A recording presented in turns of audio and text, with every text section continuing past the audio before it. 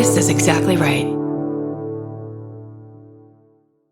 We know so much more about our skin than we used to. And we know how important it is to take care of it with CeraVe. CeraVe facial cleansers don't strip the skin. They strengthen the skin barrier from day one. I've always used CeraVe. They have little samples at my dermatologist as I'm leaving, and they don't do that with just anything. CeraVe is the #1 dermatologist recommended cleanser brand and offers a range of facial cleansers for all skin types. Find yours. Goodbye.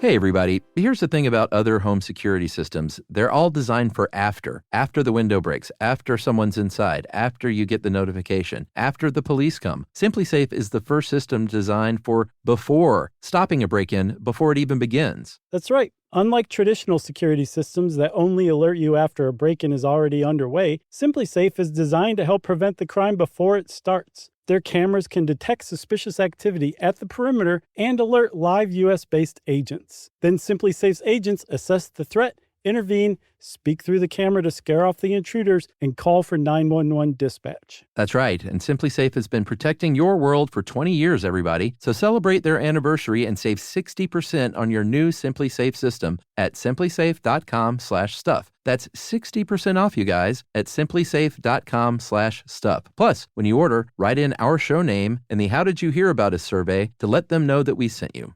Don't forget, there's no safe like SimpliSafe.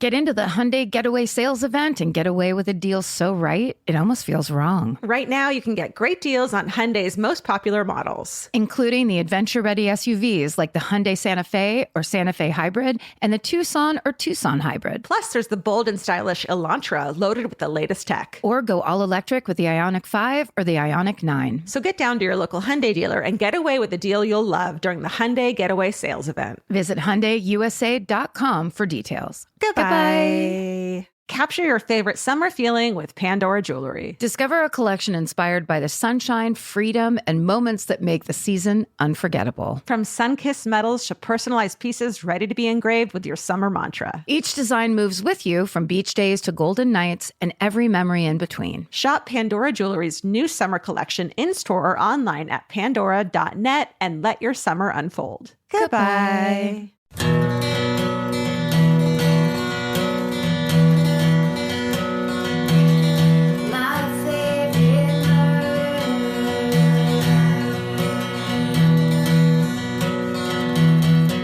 Hello and welcome to Rewind with Karen and Georgia. Every Wednesday, we recap our old shows with all new commentary, updates, and insights, and you are welcome. Today, we're recapping episode 66, which we named The Devil's Number, which isn't true. It isn't true at all. Okay. We're 544 away. 43. This episode came out on April 27th, 2017. Okay, let's listen to the intro of episode 66.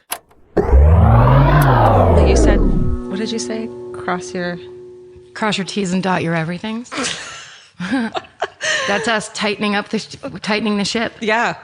You know, trying to be correct. Trying to fucking do it right. Yeah. Just be professionals. That's the goal. That's the dream. So cross your T's and dot your everything. It's not going to happen on this episode. Nope. Welcome to My Favorite Murder.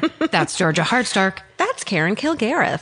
This is the show where we talk about our favorite true crime stories and other things. I love that our ads, like I'm having so much more fun with our ads now that we're like saying what they're saying, you know, like our tone of voice in them being very normal. Yeah, we're practicing being normal. We're practicing having professional speaking voices. I think it's working. I like it. It's good practice. Yeah. Hi. Because you've just been asked to be the voice of McDonald's. Yeah, that's me. Chicken McNuggets. Can I start off with business? Yeah. Way up front. Yeah. This is important.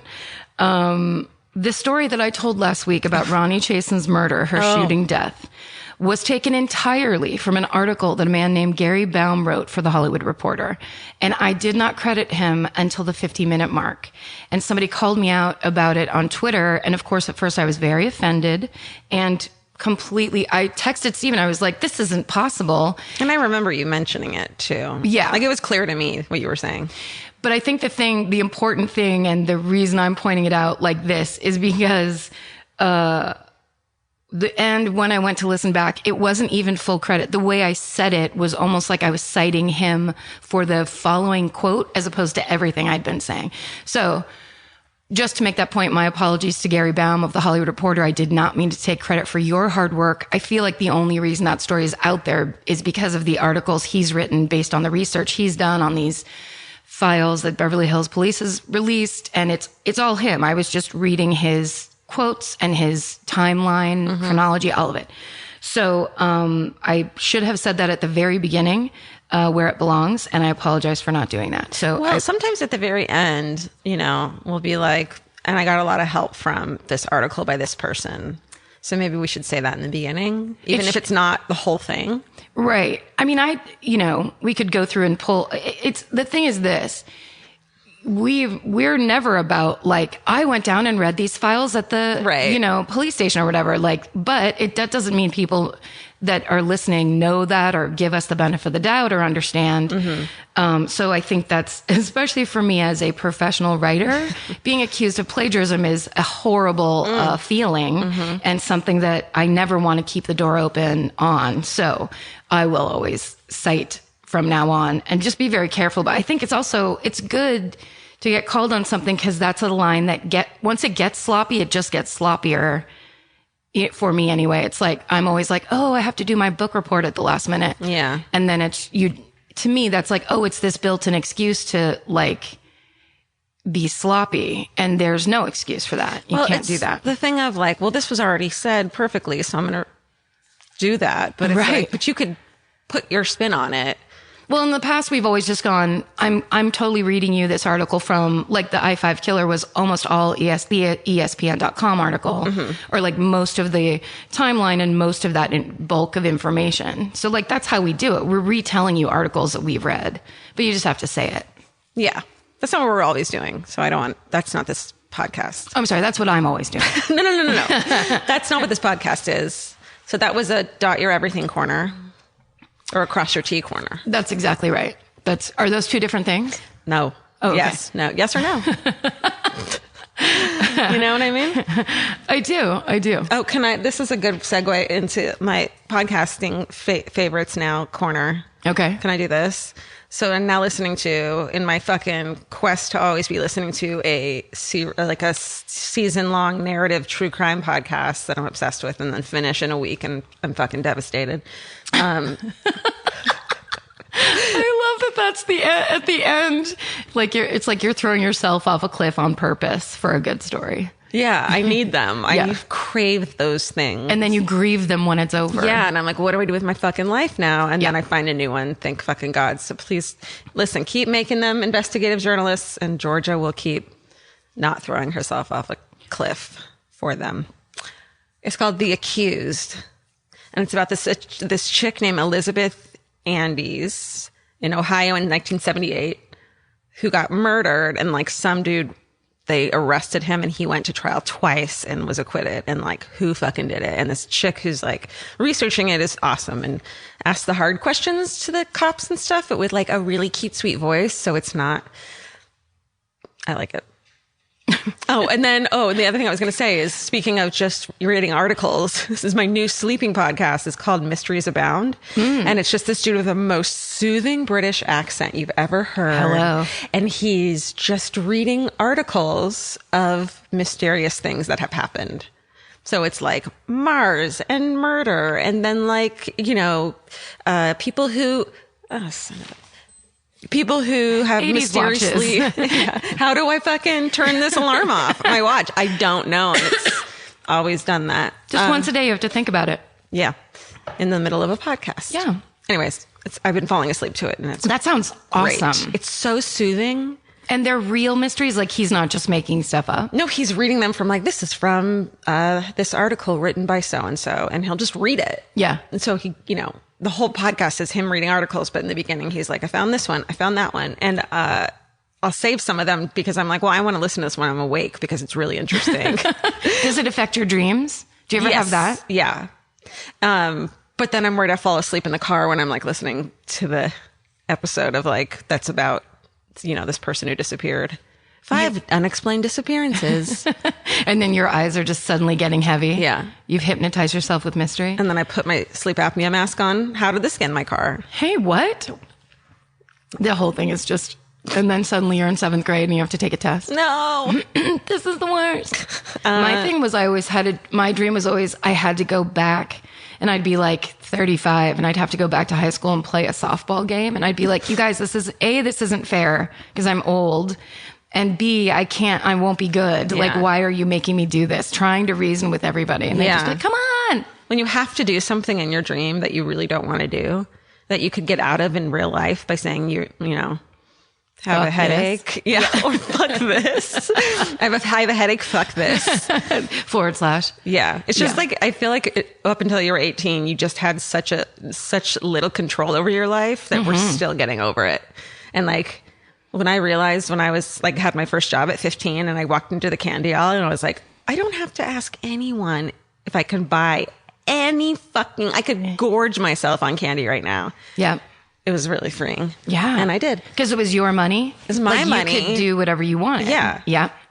I was there alone because, my parents neglected me. And it was amazing. Oh, for a second, I thought you meant you worked at that place. So you were like, you worked at the place where you could get the thing you wanted. I worked at a place and had money to get the thing I wanted. Yeah. But then when I worked in a bakery, yes, I would fucking accidentally break a ton of cookies. Oh, man. I worked at a coffee shop once that made the best. It was oatmeal chocolate chip cookies. Or those those like Chantilly almond cookies that are like, what are those called? Florentines. Yes, the ones that are shaped like that they have at Starbucks that are shaped like shells. Circular. That's a Madeline. Shit. I mean, I'll eat any fucking cookie. Let's get to it. But a Florentine is what? Like, it's that like crackly, thin, like. Does it have sugar on the top? No. Does it have a face, its own face? No, you're thinking of one of those clown ice creams. Oh, that's right. That's right. A clown ice cream from Baskin Robbins. Yes, there it is. Steven's showing you. Oh, thank you, Steven. Is that what they're called? Florentines? You know those guys? Oh, dude. Yes. This kind? The crisp, thin, almondy one. It's like almond and maybe like something like caramel, says the girl who fucking worked in baking for 7 years of her life. It must be caramel. Yeah. Because they're chewy. Or is it like a brown sugar? Someone's screaming. Now I'm making weird saliva noises into the mic. They have these at Trader Joe's. Oh, and they're half dipped in chocolate.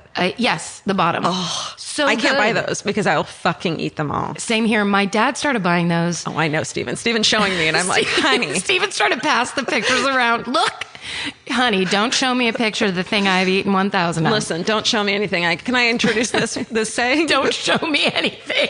No, there's this. This is another thing I say all the time that nobody knows what it means except for me, and I think it's hilarious. There was this J-Lo documentary when like on VH1 when she was like making her clothing line for the first time in like early 2000s, and someone shows her this jean thing and she's like, I don't like it, and they're like, well, this is it, we've already manufactured it, and she goes, don't show me nothing I can't change.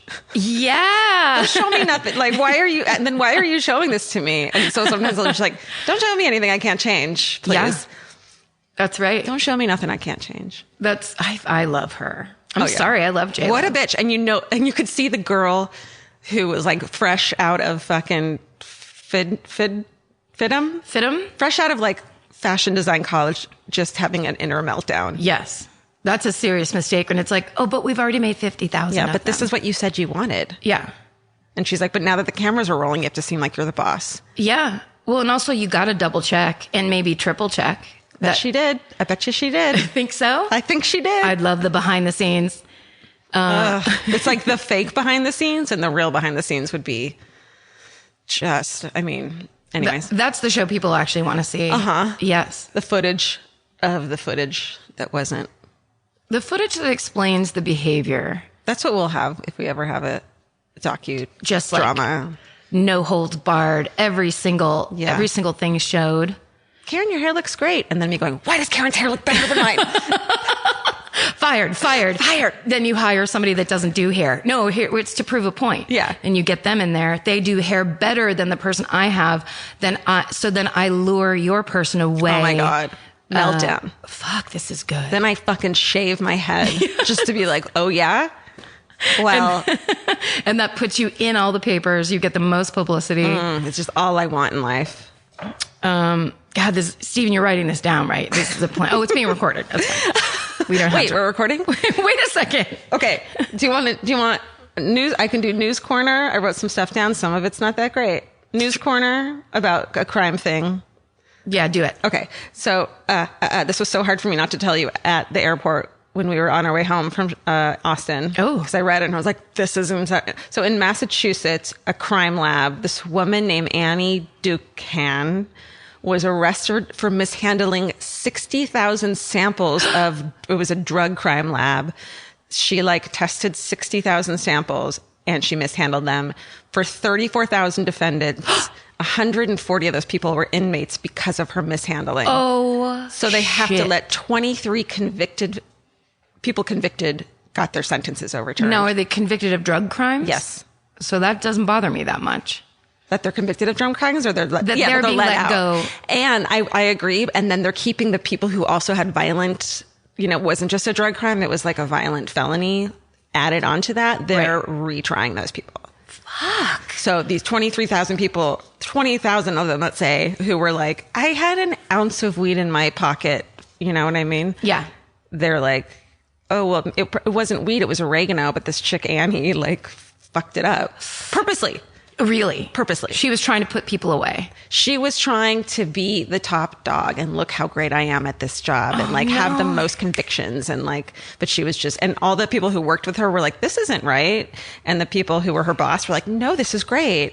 And so they're trying to get more oversight at crime labs now. There's the new, that's the TV movie I want to see. But it reminds me of the story that I told you last week of the body that was found in the car with the Uber sticker on it. And then a bunch of people wrote to us and said, was it, because Cuba Gooding Jr.'s father was found dead in a car. But the guy in the car that I read about was in his 30s. Oh. And so it's not the same. A bunch of people were saying, what if this is the thing we're talking about? But Cuba Gooding Jr., his dad... That's what happened. I didn't know that happened. Yeah, it happened the same day. And that's why a bunch of people were writing to us. That's insane. Yeah. I have one more thing about podcasts. I'm not saying you're not. Oh, you're going back to podcast recommendations? Because, and we both need to listen to this week, Fresh Air has an interview with a woman who was a doctor at Bellevue Hospital with mentally ill inmates for 10 years. Mm-hmm. Dude. I saw somebody tweeted that to us, and I saw there is an Amazing America Undercover, which used to be an HBO series, A Day in the Life at Bellevue. Oh my God. That we watched, this was in the 90s, and talked about for months afterwards, because it's so disturbing. It's unbelievable. But it's also just that life, to be a doctor. I mean, that's what my mom did for a living. Yeah. So to also watch it and just be like, yeah, this is your day to day. It's so intense. And you everything is wrong, but if you leave, it's just going to get wronger because you're a good person trying to help. So you can't really take yourself out of it because you feel like you need to try to do something to help. Well, yeah. And most of those people have an incredible, obviously thick skin, but they're not gonna quit. That's not it. They just get stronger and tougher as the insanity grows around. I mean, it's so intense. I would love to hear that interview. Me too. It's just crazy the way mental illness was treated back then in a way that is horrifying to watch that documentary. It's yeah. Well, that just made me think of something else. Oh, I want you and I together. Can we please promise to watch Casting JonBenet together? Absolutely. It's this Sunday? Yes. Okay. Can I come over? Because there's a wrestling thing that Vince is yes. watching here. We can do it from my house. Okay, so good. Then Casting JonBenet is on the books. Mm-hmm. Real-time feelings. Definitely. Do we live tweet or is that going too far? Sure, we could live tweet it. Let's do it. My fave murder. Is that going too far? Or have we truly crossed the line this time? My fave murder on Twitter is what we are on Twitter. It's what we are. It's who we become. It's who we've lived as for so long now. It's our identity. It's our spirit. Go ahead. I'm done. No. We want to talk about those cards that we got. Oh my God. Present corner. Everything doesn't have to be a corner. I need to stop it. We're recording in the daytime today, and it's got a real, I feel like we're really forced to analyze ourselves on this episode. Yeah. There's a lot of shoegazing, a lot of internal analysis. In the light of day, this podcast looks real different. Whew. There's no, Steven doesn't have a beer. I don't have wine. Everyone's pores are really big. Oh, and the reason we're not recording yet from yesterday in the evening is because one of my biggest fears in the fucking world happened, which is that a fucking big rig jumped the center divider. Fuck, is that true? Came into oncoming traffic, which is like a big fucking yeah. Like, you know when you're going like 80 in the fast lane and the center divider is like a brick? Yeah. And you're like, any person could just jump over. I picture it happening. Yeah. Well, so it did happen. It did happen out like down the street from both of us. Yeah. So it basically between our houses, it happened. And then Steven texts and is like, oh no, like all these exits are closed. I can't get anywhere near your house. And immediately I'm like, oh, well, should we reschedule? Just immediately. And we're both like, okay, let's reschedule. Okay, bye. Bye. Cancel. I haven't left the house today. I love to cancel. Okay. So anyway, we, Georgia put this on Instagram. We got these cards in the mail that are the most amazing greeting cards. Oh my God. And there's hand-drawn, they're like just basically illustration, you know, what do you call those, pen and ink or something? Pen and ink, is that redundant? Ink. I feel like pen and ink is a term, but I could be wrong. But you're right. But anyway. Sketches. Yeah, they're like, it's a drawing. So it's like a picture of John Wayne Gacy, and then it says, who ordered the birthday clown? Or Stephen King. The Ted Bundy one I love. It's, you know, it's a portrait of an actual photo of them that you've seen before, and it says, does anyone want to help me carry these birthday presents to my car? Yes. And in that one, the Ted Bundy eyes are nuts. Oh my God, they're great. And then the one of Richard Ramirez holding his hand up in court, which usually has a pentagram on it, but instead what does it say? Happy birthday. Happy birthday. Which is like, okay, it might cross a line somewhere, but it's like horrifying serial killers that, you know, are big in the society, and we all know. So I don't think it's like... No, it's just references. It's like, you've seen this picture 1,000 times now. It's a birthday card. And then, okay, on top of that, two things. He wrote a note with it in the style of the Zodiac Killer, including saying at the end, like, hey, I hope you like these, blah, blah, blah. I shot a man sitting in a parked car with a .38. Like, greeting at the end. And then it says, John 12, SFPD0. Like, it's got all the characteristics of Zodiac. And then so you can go to etsy.com/shop. And the name of his Etsy is Depressive Ghoul, GHOUL. But it came to my house. Your house, which is my home. Just so unsettling. I brought this package to Steven and Georgia when we were recording ads last Friday, and I said, let's open this together, but just so you know, this got sent to my house. And you know, Karen is fiercely private, so I'm just like my dogs, fiercely private. And so it was a little scary, but then they were so funny that we weren't that scared anymore, because we were just laughing and kind of like going, can I have this one? I want this one. No one that clever. There's even a Mother's Day one from like Ed Gein. Yes. Like, no one that clever can be dangerous, or if they are, it's like, all right. And meanwhile, we're looking at all pictures of people who are that clever and that dangerous. But we're so good. So anyway, so Georgia puts it, we love them so much. Georgia puts it on Instagram, blah, blah, blah. Then 2 days later, I get a DM from my Twitter friend, John Freiler. And he writes, hey, I'm glad you like those cards. It seems like people on Instagram are mad at me for sending them to your house, though. Oh. And then I realized that I know this person, and he asked me, he was like, I think he tried to send them to the P.O. box and they got sent back. So I just gave him my home address. Who is it? My friend John Freiler. Who is he? He's a guy I know on Twitter. And basically I've known him it's just that where he was like, I love your podcast. Can I send you this thing? Did you have any idea how fucking talented this human is? No, I had no idea how talented he was. And I had absolutely no memory of the conversation whatsoever until he basically was scared because murderinos were like, hey, motherfucker, leave them alone. Oh, no. Yes. And so he was basically coming back to us. I thought it was funny. I I didn't truly think someone was going to come attack you. No, I know, but I think it's that thing of like, they don't want to be represented that way of like, yeah, we're not, we don't want to be creeps to you, so don't be a creep to them. And he's like, hey, guess what, everybody? I wasn't. Like, we tried to give him a boost to like sell his cards, and they're like, fuck you. It turned on him. I'm sorry, John. Everything about your package was just amazing. I was going to give my mom, what's the other Mother's Day one? I can't remember. It was Ed Gein and then something else. And I was like, I'm going to give this to my mom just to horrify her for Mother's Day. Ed Kemper, the co-ed killer, and says the thing of it's so funny. Ed Kemper, he really did not like his mother. No.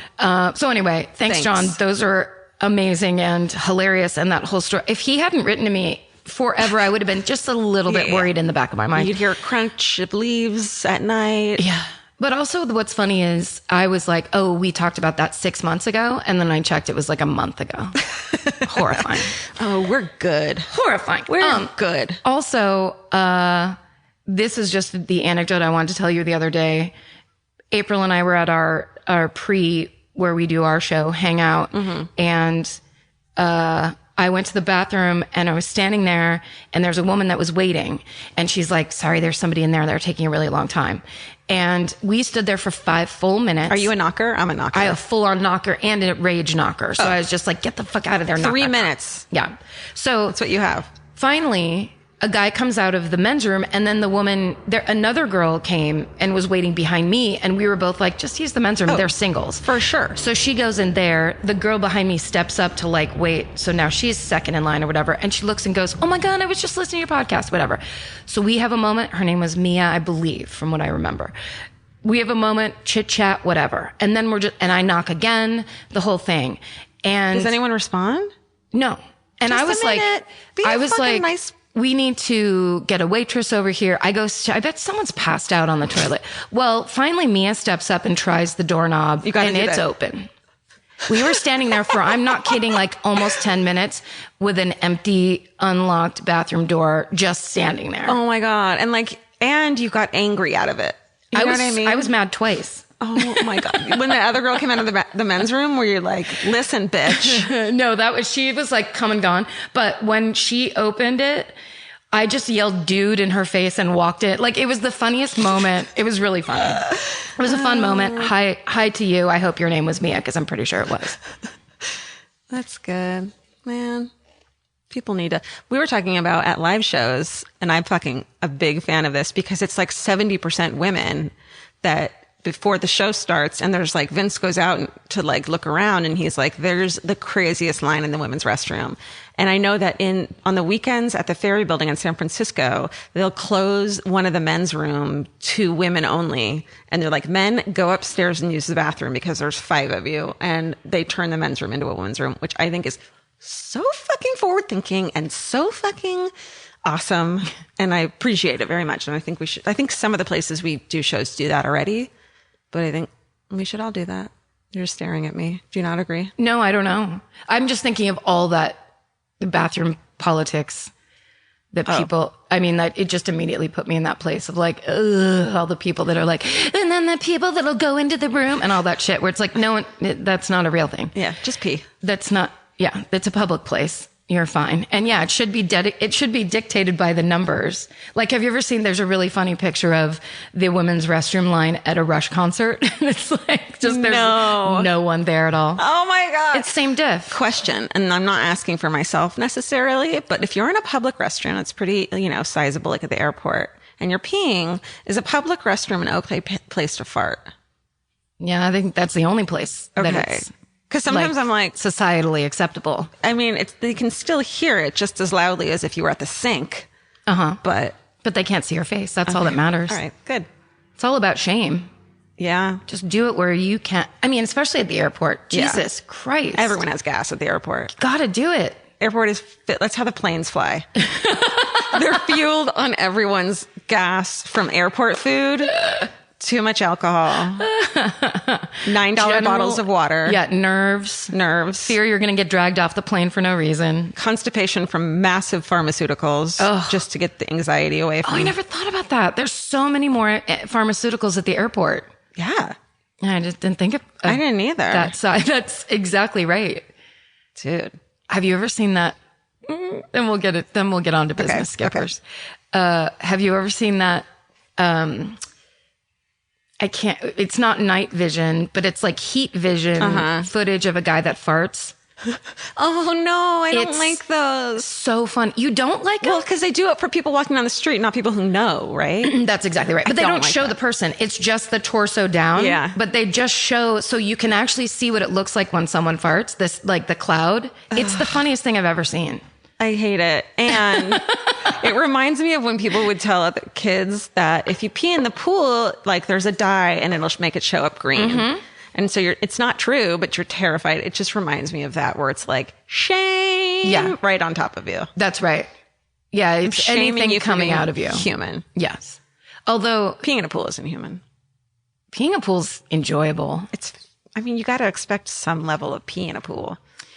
Well, yeah, especially with children, but also because if you're in a warm enough pool, it's kind of like that trick where you put someone's sleeping hand in a glass to make them wet the bed. But you're in a pool. It's like that same feeling. But it's so hard to get yourself to pee in a pool, like to start it. Oh, I you're disagree. Like, you're not supposed to be freely peeing. You're not supposed to be like, this is against societal norms. You got trained not to do this when you were 2. Yes, that's true. Do it. But if other people are in the pool, that's gross. And then what if you had vitamins that day? People are swimming. They're like, this pool water tastes weird. No, but I have that yellow. I love that yellow pee when you take vitamins. Yes. And you're just like, oh, fuck. It looks like you were in Chernobyl. And then you're like, oh, no, that's a vitamin B. Yeah. Or everything's when you eat okay. beets and your pee is red. Oh, I've never had that happen. You're like, oh, God, I'm bleeding from my pee. And then you're it's over. Oh, wait, I ate beets yesterday. Seriously. Oh, I went to Soup Plantation.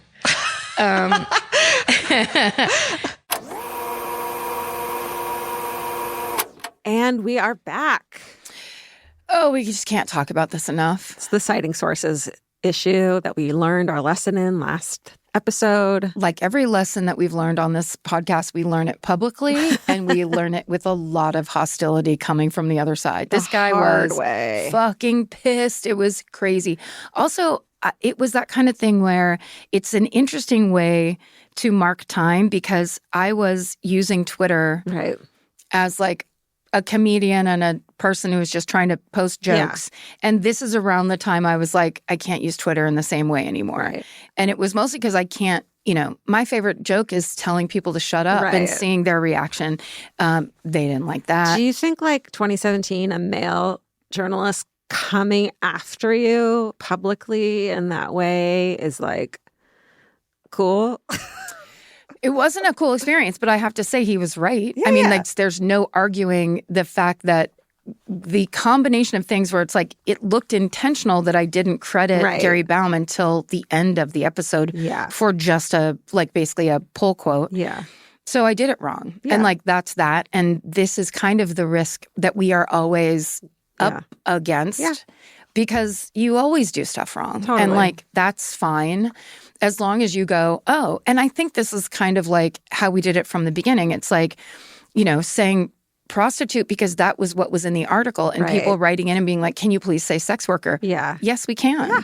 It's not that big of a deal to say you did something wrong. Totally. So it was very jolting and alarming to have a guy like yelling at me and then I was like, okay, I'll fix it. He's like, that's not enough or whatever. Where I'm just like, well, I'm not in a fight with you, dude. It was aggressive. I don't know you.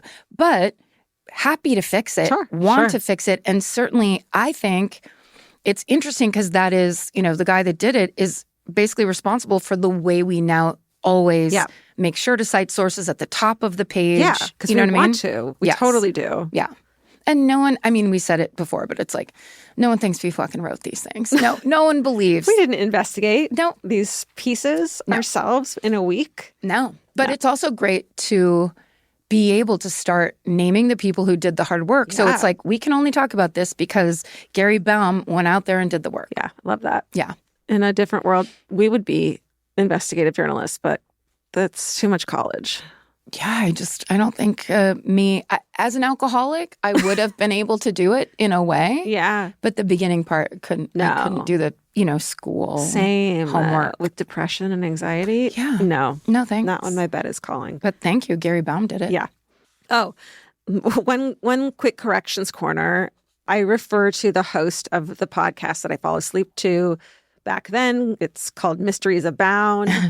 And I say it was a British man because back then the podcast has done something for me too, where I now can hear the difference between British, Australian, and New Zealand accents. Yep. But I couldn't then. And I called Jim Moon British. He's actually Australian. And I miss that podcast so much. Mysteries. He doesn't make so good. He doesn't do new ones anymore. It ended in October 2019, but you can still hear the old episodes. He has such a soothing ASMR voice. Yeah, and he's talking about mysterious things. Like, how quickly do you want to fall asleep when you think of that? It's great. Yeah, because you start kind of imagining things and then suddenly your plane ride's over. You're fine. It's amazing. Oh, and there's some updates in the Annie Dukin misconduct case that we talked about, which led to the largest dismissal of wrongful convictions in U.S. history. So by 2019, more than 61,000 drug convictions had to be thrown out because the evidence couldn't be trusted. Insane. It's one of the biggest cleanups of wrongful convictions in U.S. history. In 2021, the state's highest court erased 100 more convictions, saying it wouldn't be fair to make people go through new trials after the huge mistakes. Yeah. Imagine those people who had been in prison because this woman wanted to be better at convicting than other people. Yeah, it's happened a lot. I think there's for sure. She just people got caught getting into that position. Yeah, right. In 2024, legal experts said this case set an important rule. If the system is broken, the state has to fix it, not the individual people who were harmed. Yeah. So it's great that the burden now goes to the state to correct its mistakes when systematic misconduct is uncovered. Yeah, very important. Also very important is that we talked about the Casting JonBenet TV show, which is still one of the weirdest experiences I feel like I've ever. We started watching that thinking we had this great watch-along idea. Yeah. And immediately we're just like, what? Stop the tape. What's happening? What is this? Why are you doing this? Yeah, it was very of a time. It was of that time. Totally. Yeah, for sure. Okay, wow. So much business up top. But now let's get into Georgia's story about the exorcism of Anneliese Michel. We know so much more about our skin than we used to. 10 years ago, no one in America knew what a skin barrier was. It's time to take care of your skin with CeraVe. CeraVe facial cleansers don't strip the skin. They strengthen the skin barrier from day one. Formulated with 3 essential ceramides, hyaluronic acid, and niacinamide to provide long-lasting hydration and 12-hour oil control. I've been using CeraVe for over a decade, I would think. And now it's getting super trendy. And I don't know why, it just makes me proud that something I've used for so long is cool on socials now. But it really does work. And that's why it's been around so long. No matter your skin type or concern, CeraVe has facial cleansers perfect for you and your skin barrier. CeraVe is the #1 dermatologist recommended cleanser brand and offers a range of facial cleansers for all skin types. Find yours. Goodbye. The Hulu original series Furious is now streaming on Hulu and Hulu on Disney+. From Liz Merriweather, the Emmy-nominated executive producer of Dying for Sex and The Dropout, comes a gripping psychological thriller. Starring Emmy Rossum, Furious follows Alice Black, a rookie FBI agent on the hunt for Catherine, a mysterious and calculating female serial killer. It's Alice's first case on the job, and she's already bitten off more than she can chew. While Alice believes justice is achieved through law enforcement, Catherine has lost all faith in the legal system. She's taken it upon herself to terrorize the rich and powerful men of New York in her pursuit of vengeance. As Alice and Catherine's twisted game of cat and mouse unfolds, the lines between good and evil and right and wrong begin to blur. With shocking crimes, tangled relationships, and secrets that change everything, Alice discovers there's a thin line between hunter and prey. Watch the Hulu original series, Furious. Now streaming on Hulu and Hulu on Disney Plus for bundle subscribers. Terms apply. Goodbye. Grocery shopping seems like it should take 20 minutes. And then 2 hours later, you're standing at the checkout with a frozen pizza and 6 different types of chips. Lucky for you, there's Hungry Root. Hungry Root is like having your own personal shopper and nutritionist all wrapped in one. They'll take care of the weekly grocery shopping and recommend groceries and meals tailored to you. Once you tell them about your goals and preferences, they fill your cart with personalized recommendations. And those recommendations get smarter as Hungry Root learns more about what you did or didn't like. Most of Hungry Root's recipes can be made in just 15 15 minutes or less. You can't get any easier than one pan chuka. I've always said that. Yeah, I love the convenience and also the fact that I don't have to go park anywhere. Thank God Hungry Root's around to help us shop and help us build really healthy and delicious meals. For a limited time, get 40% off your first order, plus get a free item in every box for life. Go to hungryroot.com/MFM and use code MFM. That's hungryroot.com/MFM, code MFM to get 40% off your first box and a free item of your choice for life. Goodbye.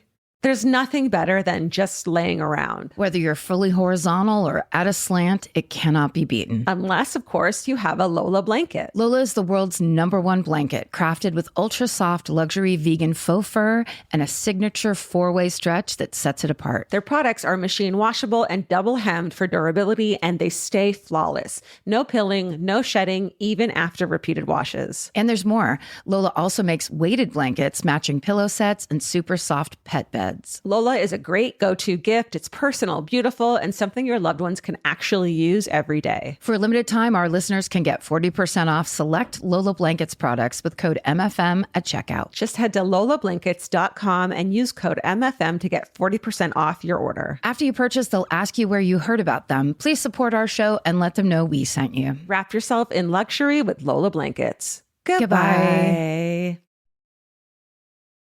Okay. I think I went first last time, didn't I? Yes, you did. Didn't I, Steven? Yes. I can't believe I knew. I can't either. That you knew because I didn't. This would have taken me 10 minutes to remember. It's probably because I had to go first. I, for some reason, see it as a negative. Oh, you do? I do. I wonder why. Almost like I don't mind either way. like you have to break the ice or something.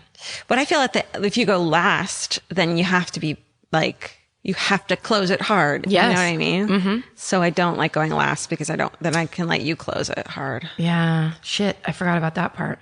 Okay. Let's just go back and forth every week. That's a good idea. We figured that out after how many episodes is this? 70? 67? 67? 68? Steven, you should know this. Steven. 66. 66. Oh. Good old lucky 66. 66 is not lucky. This right? is the devil's episode. Ooh. God, do you think we'll ever get to 600? Yes, for sure. That'd be crazy, If right? we start tripling up. Oh, that sounds... I want to go take a nap. Yeah. Just hearing that. Mm-hmm. Anyways, are you ready for the exorcism of Anneliese Michel? Fuck yes, I am. Yeah, you are. All right. Anneliese Michel was born on September 21st, 1952 in Lebflig. Nope. Liebelfling. Liebelfling. It's not Liebelfling. I bet you it is. Leibl. Libel. Fing. Liebelfing? Anyway, she was born in Bavaria, West Germany. Bavaria sounds good. Yeah. West Germany. Which is okay. It's a pretty forward-thinking place. It's not the fucking sticks.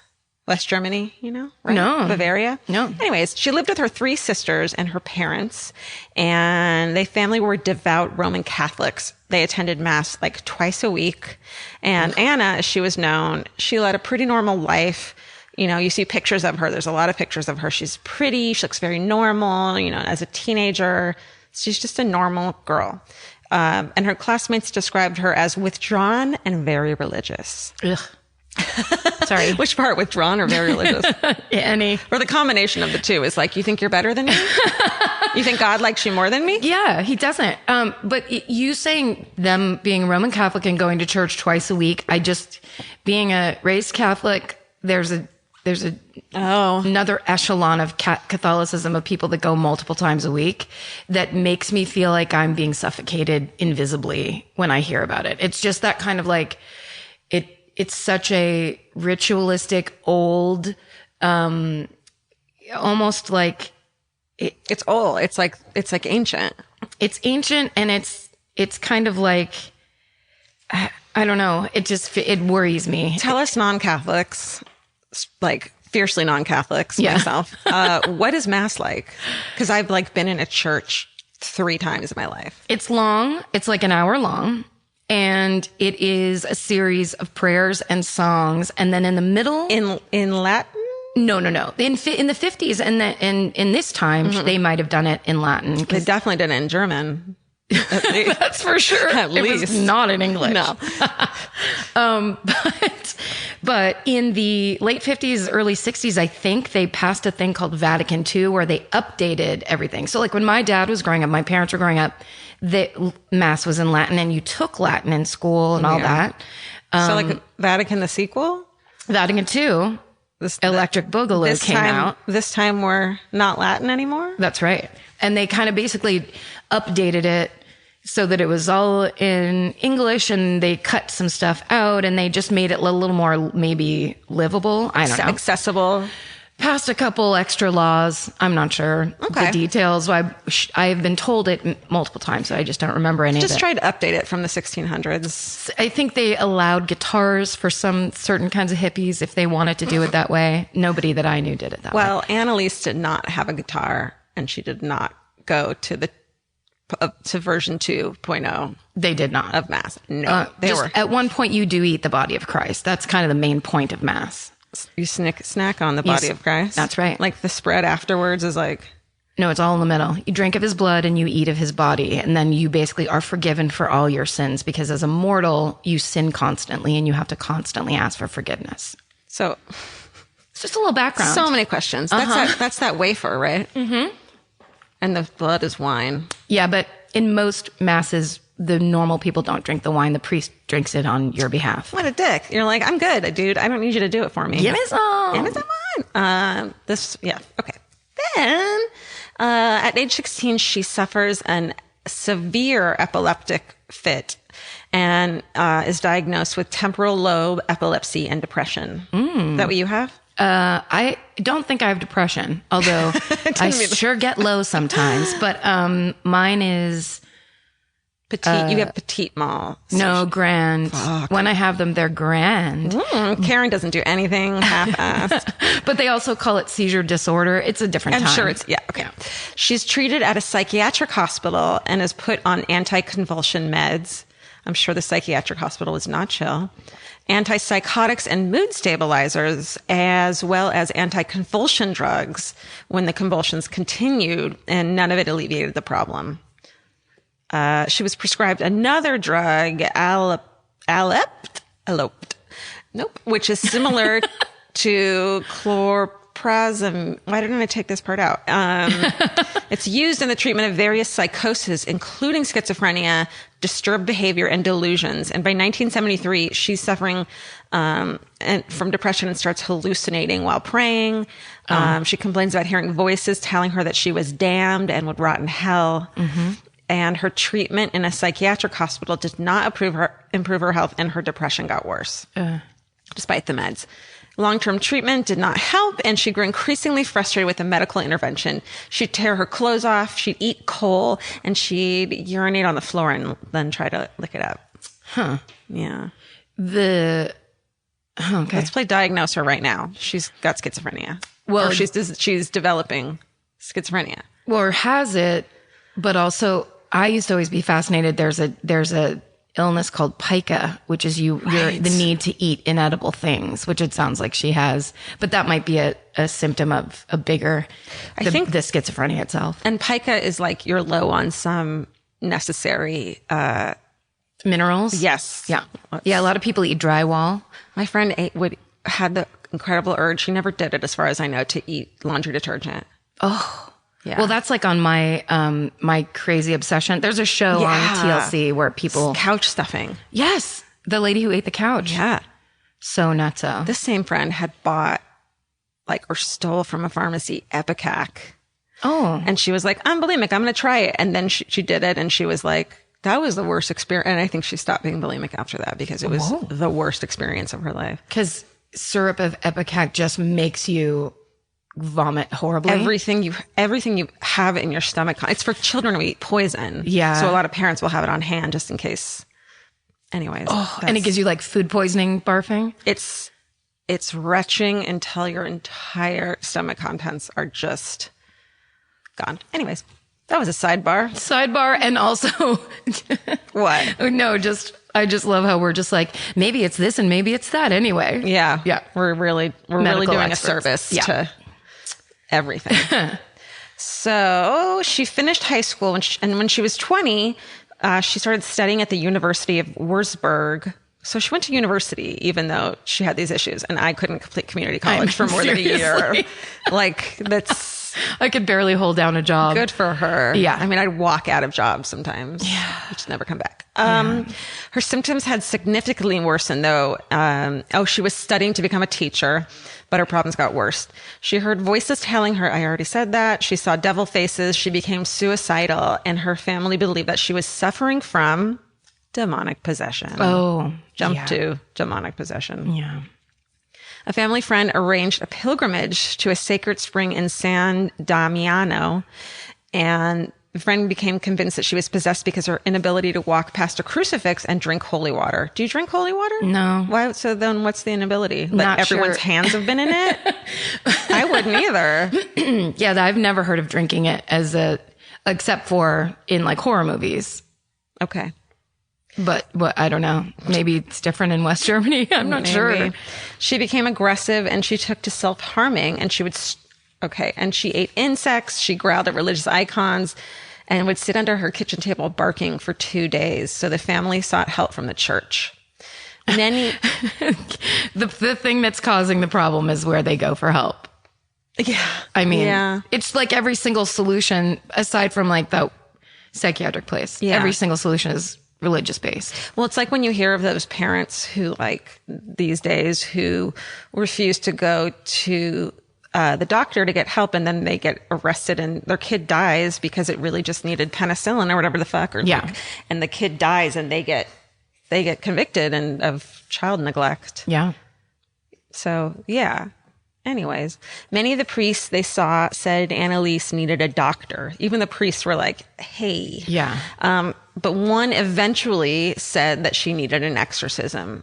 And then she was granted one. You have to get granted to be exorcised under the condition that would be done in total secrecy. And her parents were like, that sounds on the lev. Let's fucking do it.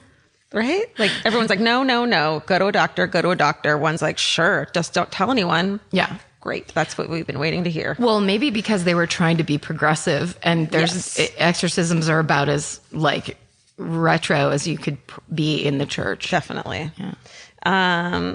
So in 1975, she and her parents stopped seeking medical advice altogether. So 3 days after her 22nd birthday, and over the next 10 months, Father Arnold Rentz and Pastor Ernst Alt performed 67 exorcisms on her. Whoa. For fucking, 10 months and 67 like series of exorcisms. And it said that they say that every action that they took during these times and rituals were all condoned by Anneliese, who's fucking mentally ill. She's like, yeah, bring it on. This is what I need. Why are you she shouldn't have decision-making, capacities anymore. What's that? Well, also, what if nothing else is working? What else are you going to do? I mean, if you've gone to hospitals and nothing is changing it, then of course you're like, yes, keep trying this other thing. Yeah. They would attempt to drive the demons from her body while she would argue with them into demonic voices. And guess what? They fucking taped them all. Audio taped them all and videotaped them. Whoa. Would you rather watch and listen to one of those or listen to a 911 call? One of those. Are you sure? Having Yeah. been a Catholic? Yes. It's terrifying. Is it? Yeah. I mean, it's terrifying because it's scary and her voice is insane, but it's also horrifying because you can tell it's just like there's someone acting in a way that like they're mentally ill, and it's like it was almost like it was like ramping her up. Yeah. It's really fucking horrifying. Wait, so when you listened to it, you didn't believe she was possessed. You believed that she was mentally ill and basically answering the call that they were. Okay. And having fits of like moments of mental illness. And I don't believe in like, it's not like I would have believed that because I don't believe in God and the devil and all this. Okay. But so all I could see it was from a mental illness point of view because that's all I have to hold me together. And explain myself. Anyways, she stopped eating altogether. She believed it would lessen the evil's control over her. And she got so weak that her parents had to hold her up when she got too weak to do it herself. So they would like hold her up, take her to bed, carry her around and shit. And there's these fucking photos, man. So she was this normal, pretty, regular young woman. And the photos look like they're from a horror movie. Oh no. I mean, she has these blisters on her mouth. She ends up being 60 pounds. Oh no. She looks like, and do you ever see the photo of when they found someone's sister in the back room who had scoliosis and they just left her back there and starved her. And they found her in the 70s back there and took photos of her and she was alive, which is also terrifying. She looked like that. She looked like an old woman. Oh no. It's really horrific, but you can tell it's her. I've never heard of that scoliosis story. It's really sad. It was making me think of that part in Pet Sematary where the sister sits up in bed. It might be that. Well, I mean, you know what? Do you think that's what it is? That's what. That scary thing where she sits up really fast? Her. Okay. That is, but it looks like that. Yes. So what I was talking about was fiction. No, because then it also, please, it's like people haven't been fucking abandoned and locked into back rooms or whatever. No one's But ever it just, the way you just described that, I was like, oh wait, that's the best part of that fucking movie. Best, worst part of that movie. It is. I forgot all about that part because I thought it was real. But that's what she looked like. Okay. Essentially. Horrifying, unkempt, way too thin. Clearly to go from, and you look at her and there's no way she's 22 in your mind. To go to that level is just the fact that they could keep doing that to her despite this is unconscionable. So she died in her sleep on July 1st, 1976. She weighed 66 pounds. Her knees were broken due to prolonged and repetitive genuflections. Yeah, that's kneeling down. As part of the exorcisms, and she was immobile and had pneumonia. She broke her knees from kneeling over and over. Yep. Broke her knees. That's fucking insane. The knees are hard to break. I know, man. The autopsy report stated that her death resulted from malnutrition and dehydration due to almost a year of semi-starvation during the exorcisms. The death was investigated, and the state prosecutor found that Anna's death was preventable. Even as late as 1 week prior to her death, they could have saved her.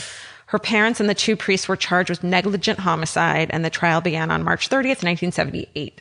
The priests were defended by church-paid lawyers, and the parents were defended by a dude who claimed that the exorcism was legal and that the German Constitution protected citizens in the unrestricted exercise of their religious beliefs. So it's if you believe it, just do it. Yeah. It's like Nike, just do it. They played... It seems like you made yourself sad on that one. I did. Because, first I was that's not a good exorcism. Just do it. You know what I mean? It's that's not a good attitude about exorcism. No. They played the audio tapes from the exorcisms, which they maintained proved that she was possessed due to the appearance of demonic voices on the tapes. The priest testified that Anna was possessed by several demons claiming to be Lucifer, Cain, Judas Iscariot. Judas Iscariot. He's the one that turned on Jesus. Thank you. You're welcome. It's in there for a reason, and now I know why. That's amazing. Look at you. Now, who's Hitler? Now, which one of the saints is Hitler? Hitler came out of her? Yeah. They said also Hitler and Nero. Jesus. This is not Jesus. It's all-star villain. No, Jesus wasn't there, clearly. No, Jesus is against them. He was nowhere to be found in this situation. No, he didn't come to visit. Hitler. Fuck. Guess who's coming to dinner? Not Jesus. He took a pass on this dinner party. He latered right out of there. Nero, my God. Who's Nero? Nero's the Roman, what do you call it? Caesar, Augustus, whatever. The guy that, oh my God. Yeah, uneducated. No, I get it. He's the guy that fiddled while Rome burned. He was the last emperor of Rome. Okay. History, Steven, check it. History and math and science, not my thing. And anything, really. They also noted that the exorcisms apparently finally worked. They said it worked immediately prior to her death. So, so it worked. How unfortunate. Yeah. They also noted that the They were found guilty of manslaughter, sentenced to 6 months imprisonment, which was later suspended, and 3 years of probation. And there's a photo of her mom at the funeral, open casket, like praying next to her daughter's corpse that she effectively killed. Her story is dramatized in the films The Exorcism of Emily Rose, Requiem, which I watched, and Anneliese, The Exorcist tapes. So, like, this is where they all came from, is pretty much this chick's fucking experiences. Yeah. Despite the fact that in 1984, the bishops declared Anneliese mentally ill. So even the bishops were like, remember what we said? They said she's not possessed, but still her grave became a pilgrimage center for fringe believers. Of course. Okay. And then this made me think of this book I recently read called Brain on Fire by Susan Callahan. Have you heard of it? No. It's really good. And then I looked it up to find out details of it, because in it, she talks about how this disease that she had, they now think is linked to a lot of what they thought was the exorcism signs. And so I looked this up. This has already been talked about a lot on the internet as far as Brain on Fire is concerned. So it's not me being like, oh my God, I just put it together. Like everyone put it together. Yeah. So Susanna, and the book Brain on Fire is really fucking good. She's 24. She's a writer at the New York Post, and she starts going fucking crazy. She comes fixated on the idea that her home was infested with bed bugs. She like calls a bed bug guy in to like clean out her, like, what the fuck? And he's like, there's no bed bugs in here. She's paranoid, irrational, laughing and crying all the time. Her family thought she was having a nervous breakdown, and they like kind of blow her off and give her antipsychotics and then anti-seizure meds when she starts having seizures. So along the same lines. And she is eventually finally diagnosed with NMDA receptor encephalitis, which is caused when the body's immune system goes haywire and attacks a protein in the brain that helps neurons communicate. Fuck. Yeah. Which sounds a lot like Alzheimer's. Yes.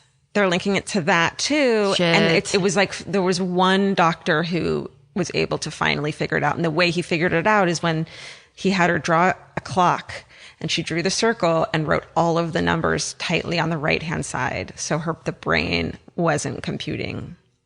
It wasn't even seeing the other side. And she thought it was normal.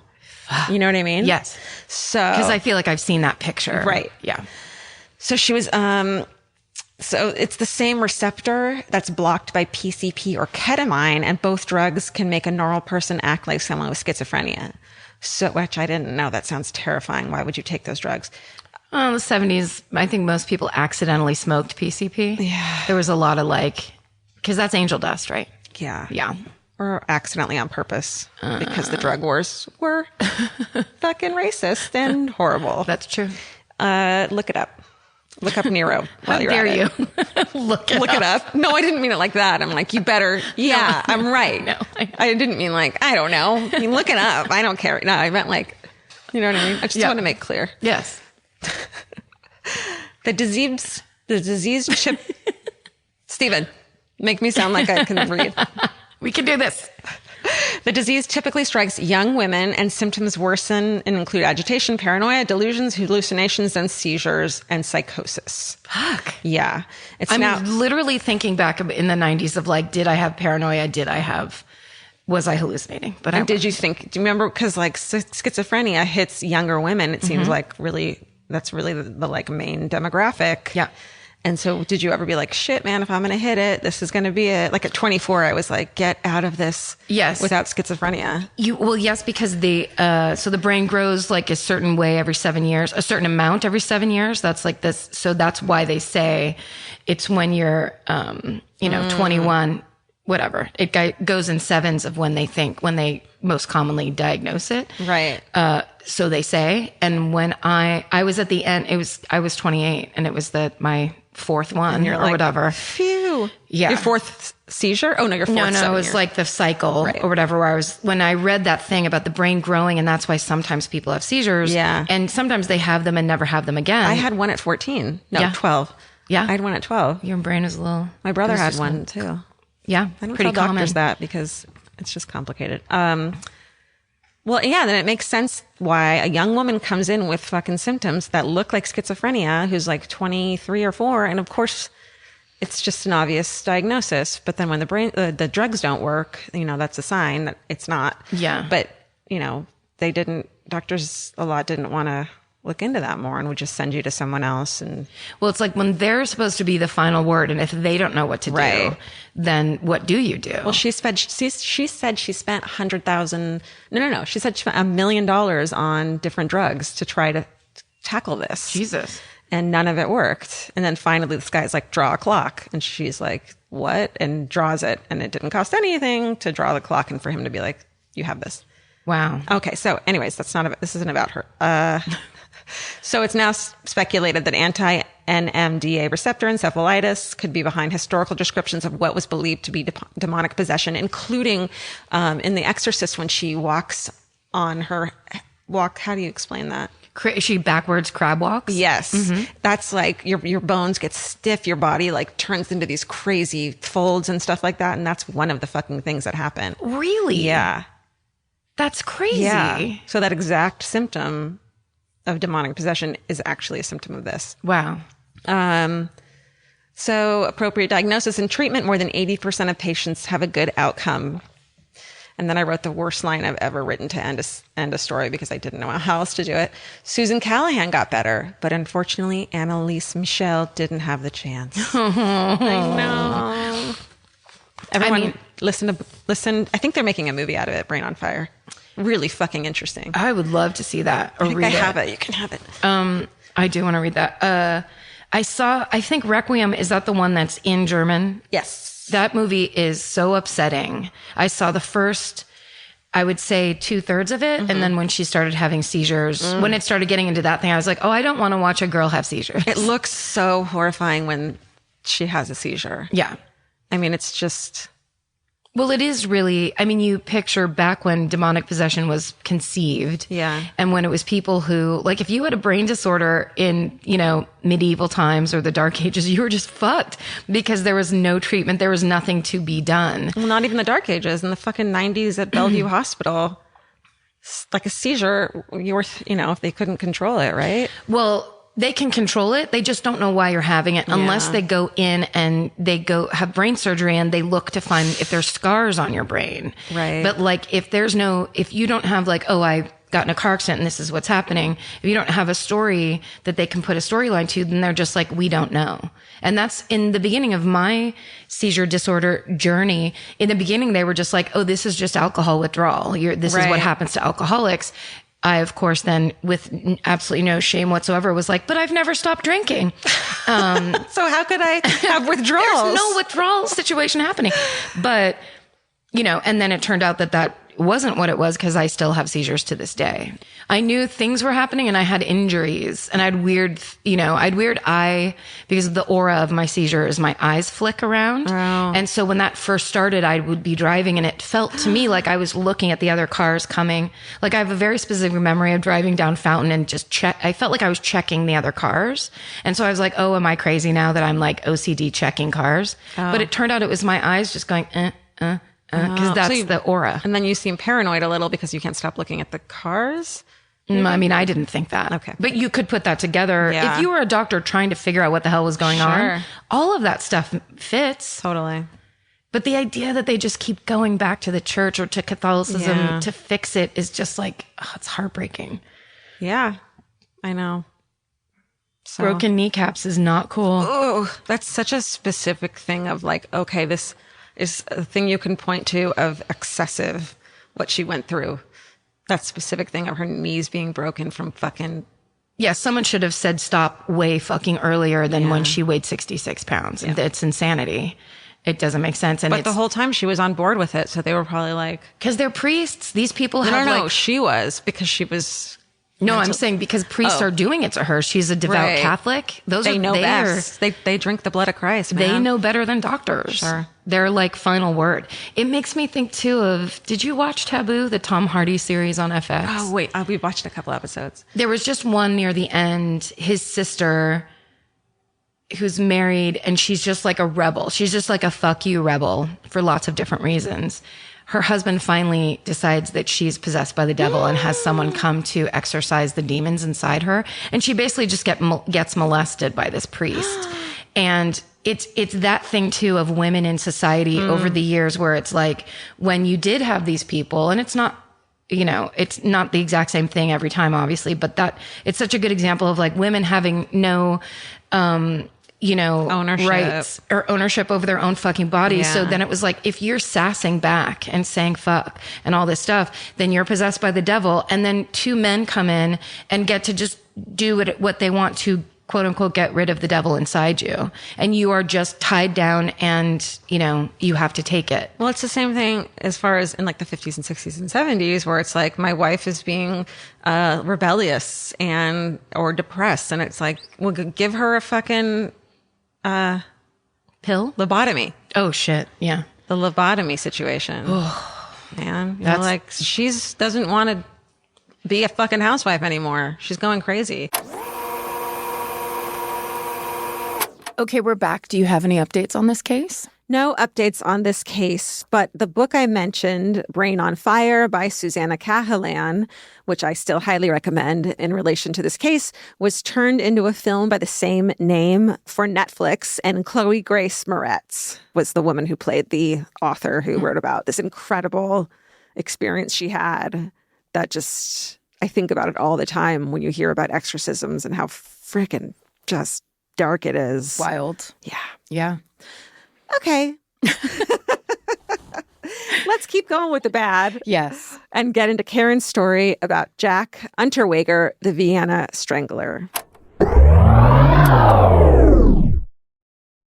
We know so much more about our skin than we used to. 10 years ago, no one in America knew what a skin barrier was. It's time to take care of your skin with CeraVe. CeraVe facial cleansers don't strip the skin. They strengthen the skin barrier from day one. Formulated with 3 essential ceramides, hyaluronic acid, and niacinamide to provide long-lasting hydration and 12-hour oil control. I've been using CeraVe for over a decade, I would think. And now it's getting super trendy. And I don't know why, it just makes me proud that something I've used for so long is cool on socials now. But it really does work. And that's why it's been around so long. No matter your skin type or concern, CeraVe has facial cleansers perfect for you and your skin barrier. CeraVe is the #1 dermatologist recommended cleanser brand and offers a range of facial cleansers for all skin types. Find yours. Goodbye. The Hulu original series Furious is now streaming on Hulu and Hulu on Disney+. From Liz Merriweather, the Emmy-nominated executive producer of Dying for Sex and The Dropout, comes a gripping psychological thriller. Starring Emmy Rossum, Furious follows Alice Black, a rookie FBI agent on the hunt for Catherine, a mysterious and calculating female serial killer. It's Alice's first case on the job, and she's already bitten off more than she can chew. While Alice believes justice is achieved through law enforcement, Catherine has lost all faith in the legal system. She's taken it upon herself to terrorize the rich and powerful men of New York in her pursuit of vengeance. As Alice and Catherine's twisted game of cat and mouse unfolds, the lines between good and evil and right and wrong begin to blur. With shocking crimes, tangled relationships, and secrets that change everything, Alice discovers there's a thin line between hunter and prey. Watch the Hulu original series, Furious. Now streaming on Hulu and Hulu on Disney Plus for bundle subscribers. Terms apply. Goodbye. There's nothing better than just laying around. Whether you're fully horizontal or at a slant, it cannot be beaten. Unless, of course, you have a Lola blanket. Lola is the world's #1 blanket, crafted with ultra-soft luxury vegan faux fur and a signature 4-way stretch that sets it apart. Their products are machine washable and double hemmed for durability, and they stay flawless. No pilling, no shedding, even after repeated washes. And there's more. Lola also makes weighted blankets, matching pillow sets, and super soft pet beds. Lola is a great go-to gift. It's personal, beautiful, and something your loved ones can actually use every day. For a limited time, our listeners can get 40% off select Lola Blankets products with code MFM at checkout. Just head to lolablankets.com and use code MFM to get 40% off your order. After you purchase, they'll ask you where you heard about them. Please support our show and let them know we sent you. Wrap yourself in luxury with Lola Blankets. Goodbye. The future has an annoying habit of always showing up. That's why now is a great time to start planning ahead. Enter Acorns. Acorns is a smart way to give your money a chance to grow. You can sign up in minutes and start automatically investing, even if it's your spare change. The Acorns potential screen shows you the power of compounding and how your money could grow over time. You can quickly adjust how much you're investing every day, week, or month to make sure you're always building towards your goals. Whether you're just starting out or thinking about settling down, Acorns supports your big and small goals across every stage of life. Sign up now and Acorns will boost your new account with a $5 bonus investment. Join the over 14 14 million all-time customers who have already saved and invested over $27 billion with Acorns. Head to acorns.com/MFM or download the Acorns app to get started. Paid non-client endorsement compensation provides incentive to positively promote Acorns. Tier 2 compensation provided, potential subject to various factors such as customers' accounts, age, and investment settings. Does not include Acorns fees. Results do not predict or represent the performance of any Acorns portfolio. Investment results will vary. Investing involves risk. Acorns Advisors, LLC, an SEC registered investment advisor. View important disclosures at acorns.com/MFM. Goodbye. Okay, we're going back to... No, wait. Let's see. We're going back to the area that you were just in for mine. What are the odds? So we were talking to somebody yesterday who said, do you guys take requests? Mm-hmm. And we were kind of like, but then he said, do you know about this guy? And the second he started talking, I knew who he was talking about. And I got that thing that I always get when people talk to me about cases where if I know, I just want to interrupt them immediately and be like, it's this, and this. But well, that's what I did. And you were quiet. So you were probably like writing it down. I was just mentally noting, but that's what I wanted to do, was just be like, and I think at some point I did say something, but it is so hilariously frustrating when it's somebody's going like, have you ever heard of this thing? And then they tell you the whole story and you can't immediately just be like, yes. Or correct them. So I knew if I had such strong feelings, I should tell that story. So awesome. I love it. That's like such a quick turnaround. I know, right? I heard about it yesterday. Yeah. And look at me now. So, this is the story of Jack Unterweger, the Vienna Strangler. And it's so crazy. This should be much more well-known and talked about. It's so crazy. Okay. So essentially, just to give you a little background on Vienna, Austria, which I can't tell you how many times I got confused while I was writing this, forgetting that Vienna is the city within Austria and not Austria as a city itself. So much to learn, so many ways to grow. I feel like we're learning so much this episode. I mean, growing. It's kind of like being in school. It's school time. It's school time of day. We're dotting our everythings. All right. So in 2005, there was a study of 120 world cities, and Vienna it tied with Vancouver and San Francisco as the world's most livable city. And then in 2011 and 2015, it was ranked second behind Melbourne, Australia. And it is classified by the United Nations Human Settlements Program as the most prosperous city in the world. Wow. 2012, 2013. Let's move there. So it's fancy pantsy. They barely have that much crime. They have very little murder, very little. So on New Year's Eve, 1990, a woman's body is found by hikers in the forest in Western Austria. Her name was Heidi Hammeren. She was a 31-year-old sex worker. She was nude, face down, posed, and had been strangled with her own stockings that were tied in a complex slip knot. Ugh, I'm never wearing stockings because that's all they're used for. You know what I mean? In these stories, absolutely. Yeah. So 5 days later in the city of Graz, hikers find the body of Brunhilde Massa in a forest. She's partially buried. She's been posed in the same manner as Heidi was. She was strangled with her own bra that was tied in a complex slip knot. Don't wear bras. I'm just taking off all my clothes for this episode. There's all these solutions. No bras. Okay, so the police can't find any usable evidence on either of the bodies, except that Heidi had a bunch of red fibers all over her that didn't match anything that she was wearing. Ooh. So they took those fibers, put in a bag for later. But it was so uncommon that anything like this would be happening, that these murders hit the papers and everybody in Austria is freaking out. So they have a crime reporter named Jack Unterweger who takes to the streets to talk to police and sex workers about these crimes for Austrian national radio, like that's their the version same name as of the NPR. Guy It is. Started talking about. I was trying to say it fast so you wouldn't notice that, but he interviews nothing on the streets. He interviews sex workers about the fear that they're feeling, and he goes to the police and talks to the investigators about whether or not they have any idea of who they're looking for. And the police tell him they have no idea. What a great ruse. Mm-hmm. Meanwhile, in Los Angeles, California, that's where we live, a 35-year-old sex worker named Shannon Exley is found underneath an 18-wheeler in Boyle Heights. She's posed, she's naked, she's been strangled with her own bra that's been tied with a complex slip knot. Boyle Heights is close to us. Uh-huh. Very close. Oh my God. So the police, when they see this, there's no clues, there's nothing. So they look into any other unsolved murders with the same MO, and they find 2 others. Both Irene Rodriguez, who was found in Boyle Heights as well, and a woman named Peggy Booth, who was found in Malibu Canyon, had both been strangled to death with their own clothing, left out in the open. They were all sex workers. They had all 3 been assaulted with tree branches. So immediately, immediately the LA detectives know that they've got a serial killer. That's 3 murders in 15 days. So they're like, we have a fucking serial killer. Emergency.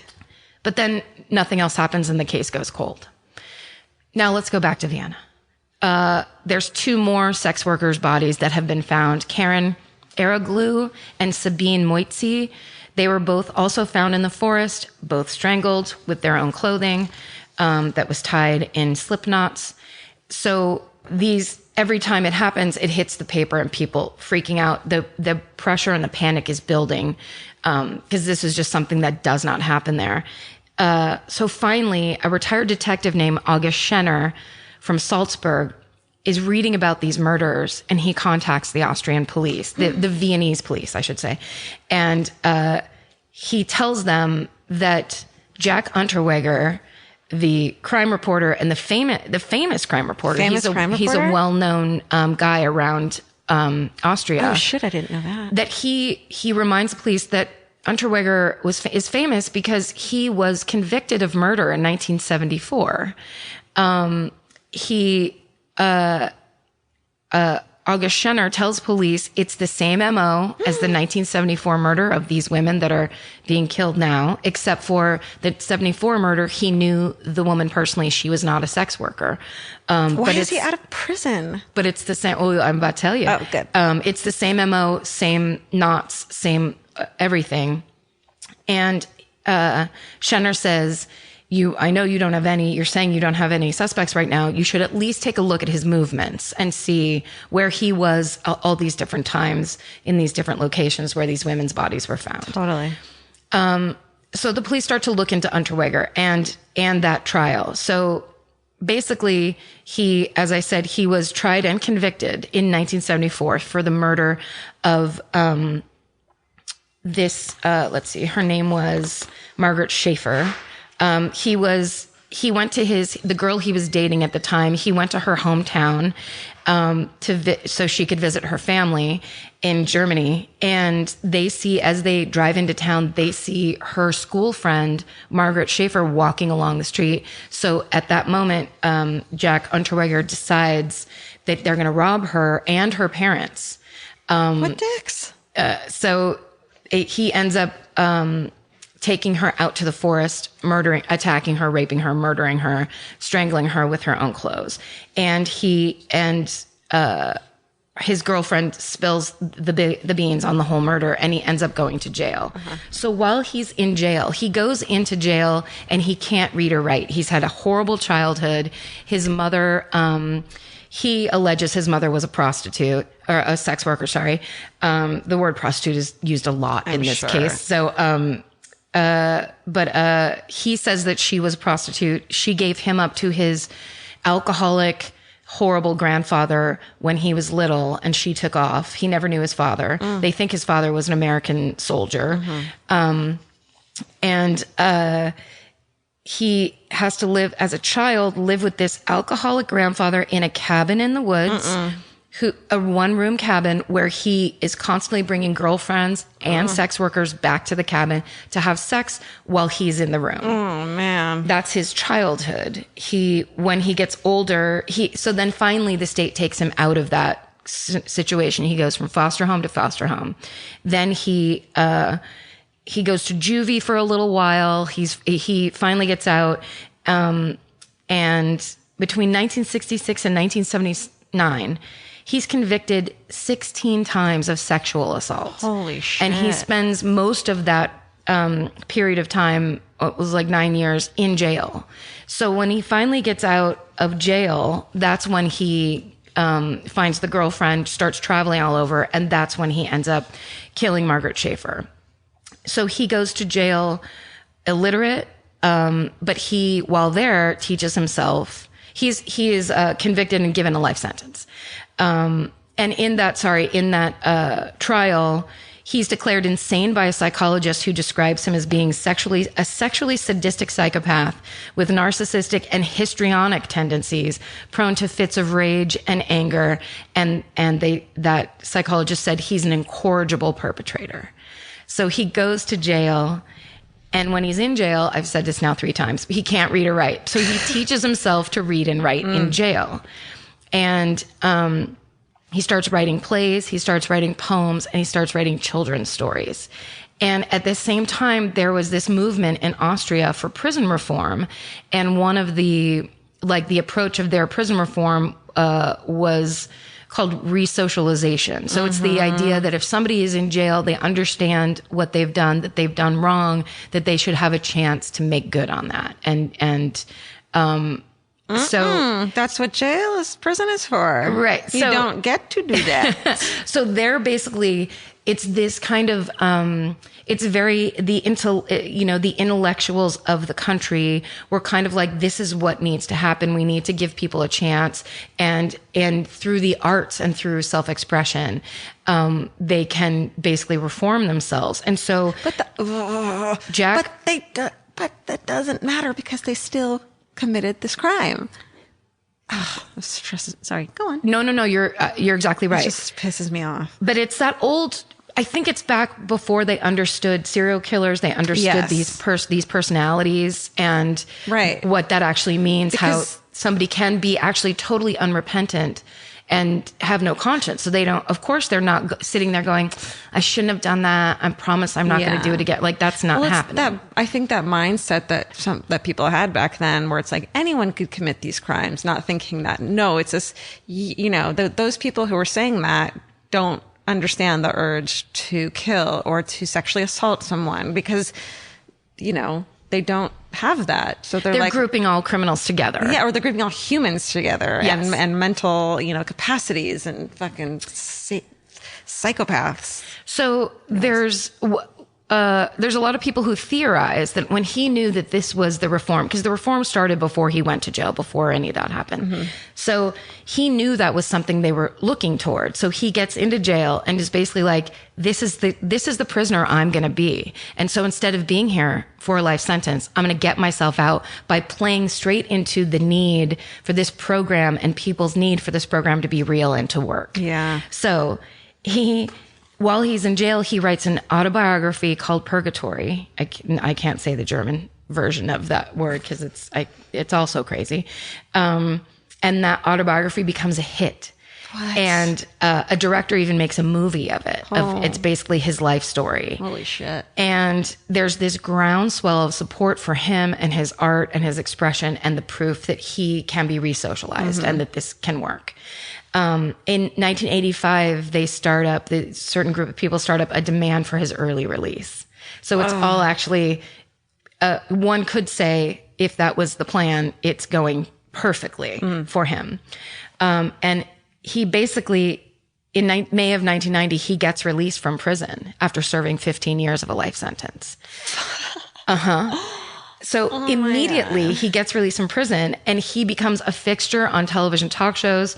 He poses as the model of prison rehabilitation. He gets invited to high society cocktail parties. His autobiography is taught in schools. His stories for children are performed on the radio. What in the fuck? The poor woman who got killed by him is like, hey, I would be still alive if this guy. Yes. Exactly. Well, so he actually was there. There's clips of him on I think it was called Cafe 2. Now I can't remember what the name of the show is, but it literally a circle of men in like turtlenecks. And it's like, you know, suit jacket and turtleneck. They're very clearly like the intelligentsia, and they're just talking about prison reform. And he's there in an all white silk suit. What? He looks like Steve Martin doing a character in a movie. Oh my God. And he's there to give his firsthand account of the reality of prison reform. To school them. Yeah, to tell them how it really is. And this is what everybody wanted, and he was doing it, and it was all like, this is how society should truly be. Diabolical, man. He also, he made a lot of money because of all of these successes. He wore designer clothes, the white silk suit, which I enjoyed. He's wearing it in a lot of clips. He also drove a Ford Mustang with the license plate Jack 1, which I don't know why I think that's so hilarious. He won. It is the number 1. Oh, I think it's like he fucking won, man. Well, you're exactly right, because he did. He gets a 18-year-old girlfriend. So in September of the same year, he's released in May. In September of that year, some people walking along the Vltava River near Prague find the body of Blanka Bakova. She's not a sex worker. She was just nearby meeting friends for a drink. And this is 4 months after he has been released from prison and is living this life. Jeez. So on the advice of the man from Salzburg, sorry, turn the page. On the advice of our August Schenner. Right. The police get a search warrant and an arrest warrant. They start looking at Jack Unger. Now I've lost Jack Ungerwater's movements, and they see that he, coincidentally, has been in all of the towns where these women have been murdered when they disappear. So they're starting to track it, and they're like, oh, this guy is exactly right. Like, this is serious. So they get a warrant to search his home and an arrest warrant, but when they get to his house, he's not there. So they start looking through his house. They find evidence that he had gone to Prague at the same time as Bakova's death to do research on an article about prostitution. And he was placed at a cafe 500 meters away from where she was last seen the night she disappeared. They also find a red scarf, and they bag that shit up. So one detective that's looking around his house sees that he has keepsakes from a recent trip to LA. And so they're like, what was he doing in LA? So they call the LAPD and they ask if they have any unsolved strangling, sex worker homicides. And LAPD's like, we got fucking 3. Fuck. So, what year is this? Sorry, 90-ish? What's that? What year is this? 91. Okay. So it turns out that Jack had been hired by an Austrian magazine to write an article on prostitution in America. So he went to LA and he called up the LAPD. They found in his apartment, they found a visitor's pass for the LAPD headquarters. And they found, he had gone on a ride along with some officers downtown. And on that ride along, he asked them where, the sex workers, where the prostitutes work and are. And they drove him by the spot.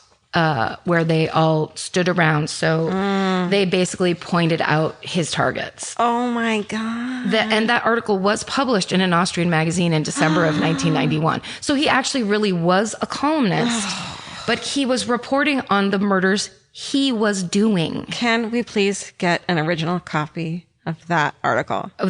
You want it in German? Oh, no, I guess not. Yes. I thought that's what you meant. Like, can we just see it? Yeah. As it was written? You know what? Yes. I'm going to go. Okay. Yes. We'll go all the way there. I'm going there. He also stayed at the Cecil Hotel. That's where he was staying the whole time. I just scared the shit out of Mimi because oh my God, the Cecil. Yes. Our good friend, the Cecil. The Cecil Hotel where everything bad happens. Where Elisa Lam was found dead in the water tank, but also Richard Ramirez stayed there while he was doing a little killing in Los Angeles.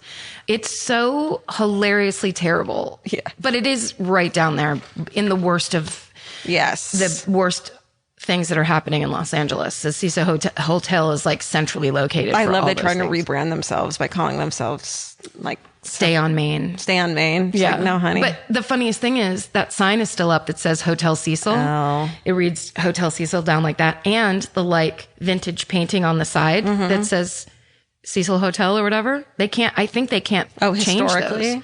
I mean, that's my guess, because we just drove by there the other night and we looked at it, and that's all still up. Yes or no? We do a special episode from a room in the Cecil Hotel. 100% the one yes. Elisa Lam stayed in, or Richard Amir stayed in, or this guy stayed in. 100% yes. Stephen, can you write that down? Stephen, ideas.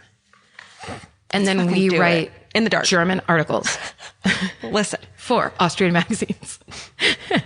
Send them over. We just do Google Translate and send them over. Yeah. But I want it in my hand, like paper. Okay, good. You're like, great. We know what you want, George. Let's move on. Well, so they put all of it together, and they put all of it, it's circumstantial evidence, but they're putting all of it together. And there's that guy that you see in every special that was in I watched, I've done it again. I didn't quote this at the top, but I got all of this from the biography channel. But this is different. It's all you different. got information from a place, and then you put it in several places. Your not just story. one. Me Not too. just one. I mean, you're going to fucking make it up. And, you know? This is all from the internet. Yeah. The biography channel is the first special I watched on this, and it's that thing. It reminded me when the title comes up, it starts biography channel, so you're just watching, and then it's Jack Unterweger, and I remembered normally watching, like, when the biography channel specials would come up, I'd be like sitting there, and then it would be like Reba McEntire, and you'd be like, I don't want to watch this. But then it's like, if one of those came up in real time naturally, it was the most exciting thing in the world. Yes. When it was before specialized true crime television was really as popular as it is now. And before DVR, so you kind of didn't know what was going to be on. Yes. You just had to like catch it. You had to be there. Listen. So Unterweger goes on the lam with his 18-year-old girlfriend. They end up in Miami. No, I'm kidding. Miami. To do a show there now. And he starts calling into the radio station that he used to work for, explaining to them that he's innocent. He's being framed by the cops. He's just the most, he looks bad because of that old murder, but blah, blah, blah. He's like calling in and trying to make a case for himself. And there actually are people that are on his side because they've bought into the celebrity of him so hard that, like, they can't turn around now. Sure. They can't admit that. Oopsie. Yeah. And because then you're also kind of responsible for those women getting murdered in a, like, weird roundabout way. Well, yeah, there's definitely guilt. Yeah. There's definitely Not that guilt. You are, but you would think you are. You would, yeah, you'd feel fucking terrible for that. Yes. So this guy from the FBI helps Vienna develop what they call a crime signature. And his crime signature is strangulation with ligature made of clothing tied with complex slip knots. Wow. And so they go to trial. Oh, when he gets arrested, he gets put in jail. He slits his wrists, and there's even more support for him and more empathy for him.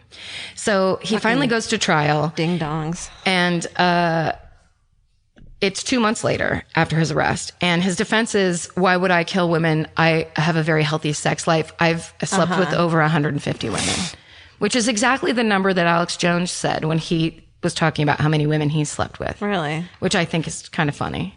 150 is like just ridiculous enough. Yeah.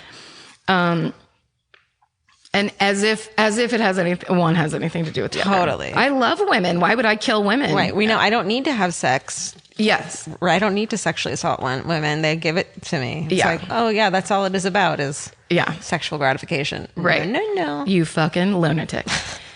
So up until kind of like this turning point, he did have, those supporters weren't relenting until the guy from the FBI came and pointed out the crime signature, and they had all these pieces of clothing from all the murders, and he just held them up one after the other and was like, complex slip knot on every single one. And God. That's when the room turned and it all went different for him.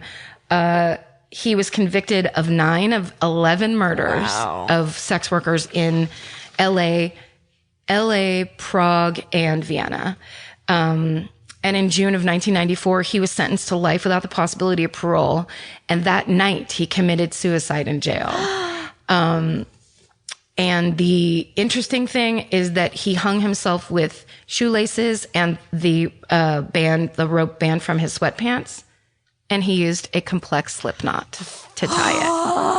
Oh, I was holding my breath for that one. Yeah. Oh my God. Yes. They also matched the red fibers on Hy-Vee. Oh, right. Matched the scarf that they got out of his apartment. Right. Like everything was adding up, but it's all circumstantial. So when that's why LA didn't try to prosecute, is because there was nothing. They were like, you've got 9 murders or 8 murders over there. We're not going to be able to get him because everything over here is circumstantial. Yeah. And there's nothing solid. It's all just like basically these 3 horrible murders that match exactly while he was there and visiting. And but his other than MO. that, yeah. Fuck, man. How have I never fucking heard of him? It's such a fascinating case. There's way more to read. But like the idea that while he was murdering sex workers and then writing columns about the murderer and the murders and asking people how they felt. And he was asking writing the about cops. like acknowledging and writing about the murderer. Yes. Yes. Wow. He was basically faux investigating his own crime. It's amazing. And that was That's the thing so that stupid. I was trying to find this, but one of the experts talking about him said the thing about the psychopaths, the kind of psychopath that he is you stop focusing on what they do and they make you focus on them. And that's how that, like, it's cult of personality. So when he was in jail, the fact that he had strangled a young woman faded away. And it all became about me and my life and how hard it's been for me, and read my autobiography. And this is so sad. He never said like, I made a mistake and killed this, like, no. thing. It was like, don't even point that out. No, it was all about him. And he was smart enough and manipulative enough to play the part of the person they were looking for, you know, to really kind of like be the face of and spearhead this resocialization plan. He was just like, I'm going to be that guy. Do you think that when people get convicted of murder and then they get to read a letter to the judge or to the family and they just talk about themselves, that's the same kind of thing? Instead of like apologizing to the family or saying, I made a mistake or whatever. Yes. And that's just like, I had a hard childhood. That's the same thing. Wow. Cause it's pissed me off whenever I hear those. No, yeah, cause it's the narcissist. A bunch of those traits go across the board. And like, if you're this, you're this, you're this, but it's like narcissism for sure. But then also, the psychopaths, where it's just like, it's their world and everyone is just an ant in that world and they get to do what they want. And everything is to power. Everything is to, you know what I mean? Like, it's to feed their ego. And things are done to them, and like things are unfair to them, and And if they're like, I don't even want to talk. Like when he was finally arrested, they tried to get him to talk about the 1974 murder, and he was like, I have no memory. I don't know what you're talking about. And just like, it's as if in his mind, since he doesn't acknowledge it, it didn't happen. Wow. I always wish there was a way to get them to like fucking feel bad about it, you know? Yeah, but that's there's no such thing. They don't have a conscience. That's me thinking they can be rehabilitated, which they can't. It's you thinking they're like you. Yes. It's that.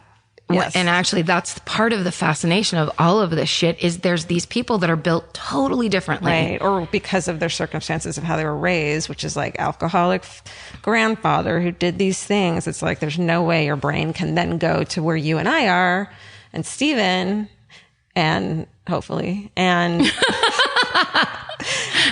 but also I think you have to have that because lots of people get beaten up by horrible grandfathers and all that stuff. Then it's that extra piece of being a sociopath or being a psychopath where it turns, because this guy was just like on fire with the Lord since fucking day one, where he's like 16 assaults out of, when he's like in his teens and early 20s, he had huge problems from jump and never stopped doing it. Yeah. And then just tricked everybody in this insane way. Because he was getting off on the idea of like, I'm going to go interview the head of this investigation and ask them if they have any idea who's doing this. And the answer is no. And he gets to get that quote. Like, none of them were like, that's weird that he's putting himself, because that's one of the things is that the murderers put themselves in the middle of the investigation or just a little too interested in it. Yeah, but I guess they didn't know that then. They didn't know it.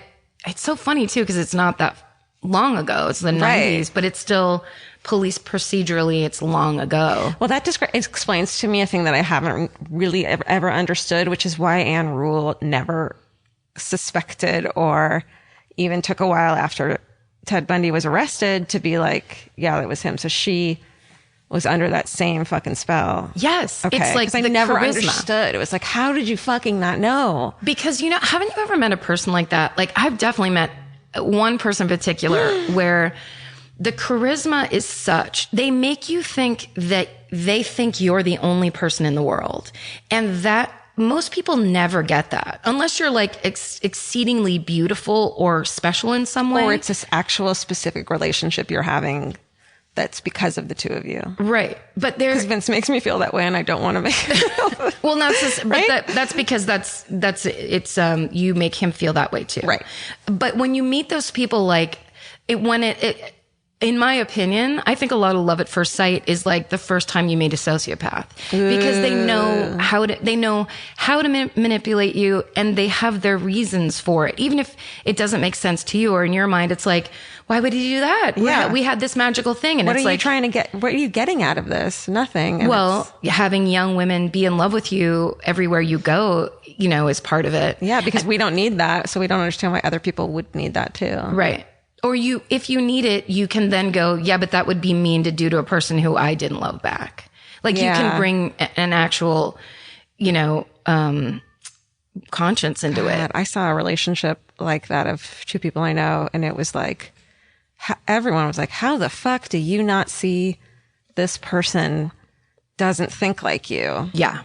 And it's like so surprising to see that from a smart person not understanding these like really obvious to everyone else. Don't you think smart people are almost more susceptible? Yes. Because it's like, I never think I'm going to fall for anything. Yeah. And they're almost more like they can intellectualize away these things because they're not just ding dongs going along with it. They're like, well, I'm really smart, so I would clearly know this. Well, and also I think that brain-based people ignore their gut more. Oh, yeah. So it's like, I've met plenty of people who aren't, say, book smart, which I also didn't mean to just say I'm so smart because I've proven here time and again that I'm not. Listen, if this is your first episode, you know that we don't even have to say that. Please know this. But there are people who don't get bogged down in thinking and just go, ew, goodbye. This feels awful for whatever reason. Whereas if you're a big thinker and a big analyzer, then it's like, this never happens. And this is, I'm magically being chosen by this amazing magical person who is so charismatic and so, you know what I mean? Like does a thing that you're like, what? This doesn't happen. This is uncommon. Well, I want to say it's also because of self-esteem. No. I was going to say it's also because you and I have been through a lot of experiences where that has happened to us. And we have, since we were very young and went through some shit. But it's also, so we're like skeptical and thinking that way. But also when that happened to me when I was younger, I had really low self-esteem. Yes. So, it's not just that I didn't know. It's that they were like that or what people were like. It's that when someone treats you that, it's almost like they find the people with low self-esteem. And they know they can see you at a bar that you are that person. And the moment they say a word to you, they can tell if you are or not. That's right. That's exactly right. Because, it's funny. The person I'm thinking of that I had this experience with where I was like, the things I was thinking that it was and the reality of what it was, I learned terribly about a year later when I watched him do the exact same thing to my friend who does not have low self-esteem. Oh. When I introduced them, I was standing there and I watched the look. It was like watching a look come over. It was like watching a predator, like see, like a thing change colors to fit the environment. Yes. And when I saw the look on his face and my heart just dropped of like, oh no, it wasn't love at first sight. That's the thing he does to everybody. My friend was just like, hey, what's like, nice to meet you, and moved on, didn't give a shit. And I was just like, work on her. Oh man, this is all so awful. Yeah. Yeah. But I don't think it can happen to us again. Or if it does, we'll be more aware of it and, listen to our fucking friends. It'll never happen again because I'm an emotional lighthouse on the very tip of Maine. And I'll be there forever. Goodbye. Well, at least you're going to have lighthouse cats. That's fun. That's really the only like positive I can think of that. At least you always get free clam chowder at a lighthouse. Oh my God. With the oyster crackers on top of it. And the big sweater, and I'll play the cello. Oh my God. This is going to be great for me. Mimi, go live with Karen in her lighthouse. I should get Mimi. I'm her number one fan. All right. Anyway, that's the story. That's how it is. And we're sticking to it on it. T's and I's. Okay, we're back. Karen, any updates? No updates. This is an old case. Yeah. It's been around for a long time. It was featured on the Peacock show, The World's Most Notorious Killers, and they called Unterweger the first transatlantic serial killer. Wow. But, that feels to me like they're just trying to milk it. Yeah. Headline. Yeah. Stuff. All right. Well, speaking of headlines, let's get back to 2017 and listen to our good things of the week. Hey, what happened this week that you're happy or like, and what do you like? Oh, you know what I'll tell you I like? And it is another present. But because we do get tons of presents. We do. Thank you for all your presents. We love them. We do. We talk about them a lot. And did you see the thing that someone gave us? That's this thing. Like we really fucking lose our minds. We really do it. So we did get a present last week, and it was from another person that I know from Twitter, Andrew. And he tried to send this thing twice. I'm sorry, I don't pick up my P.O. box enough. And I think they fucking hate me there too. Because you get so much stuff now? Yes, they fucking hate me. Lots of presents.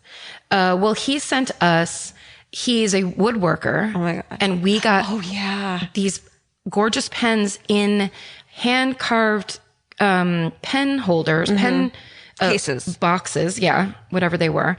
And then he carved Steven a comb for his mustache. A giant wooden comb for his mustache. Steven, have you been using it? I mean, every day. My mustache, I feel like it does look good. It's like, it looks good. I gotta, keep it tight. Yeah, that's right. That's part of your persona now. High and tight.